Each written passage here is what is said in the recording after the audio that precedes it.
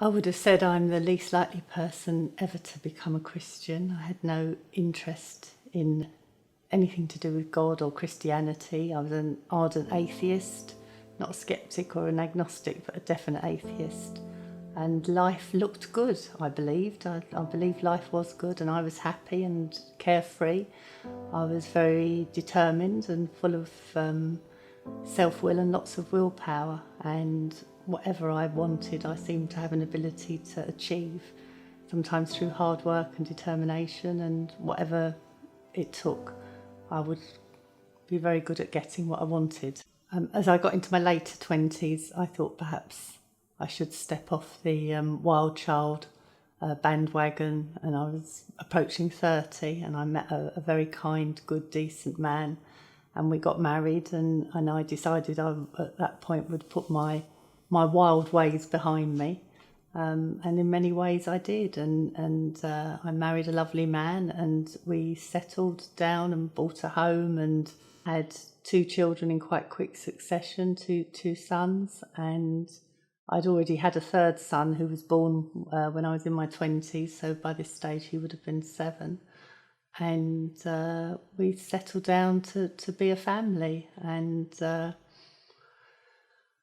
my drinking took on new proportions, really. I was at home, I became a stay-at-home mum, and I found myself drinking on my own. I found myself drinking and not being honest about my drinking, and my drinking was accelerating and becoming out of control. My husband was concerned, my family were concerned, my neighbours were concerned, and my husband sent me to get some help. He was always very kind to me, and he sent me to the doctor, and I lied to the doctor, and he also sent me to meet some people who'd managed to stop drinking, and I went and met them, and they were very kind and helpful, but I didn't really want what they were suggesting.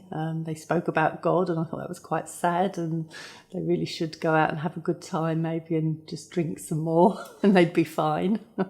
And I managed to stay dry and sober for a few months, and life looked better on the outside again. The shop window, which was so important to me, was back in order, and the home was running smoothly, and I looked better, felt better, and I did behave better.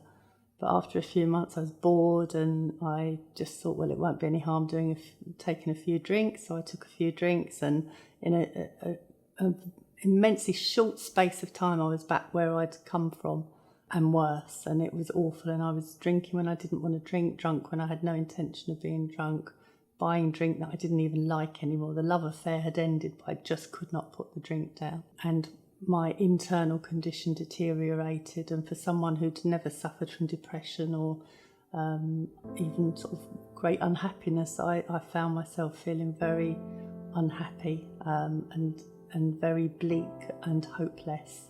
And I reached the point where I got up one morning and decided I really just didn't want to be here anymore, and I took an overdose, and I was found and I was taken to hospital, and I had a stomach pump, and I came to the next morning and I was sent to a psychiatric hospital. I was in the hospital and I took a Bible from the bedside table. I'd never really read a Bible before. I'd seen a Bible, I'd probably handled a Bible as a child in school, but I'd never read it. And I opened the Bible and it opened to a passage in Luke chapter 7 which spoke about a man called Jesus, and I had heard of Jesus and I had a vague idea of who he claimed to be, and in my atheism I actually didn't believe he even existed, that he'd ever was a real character.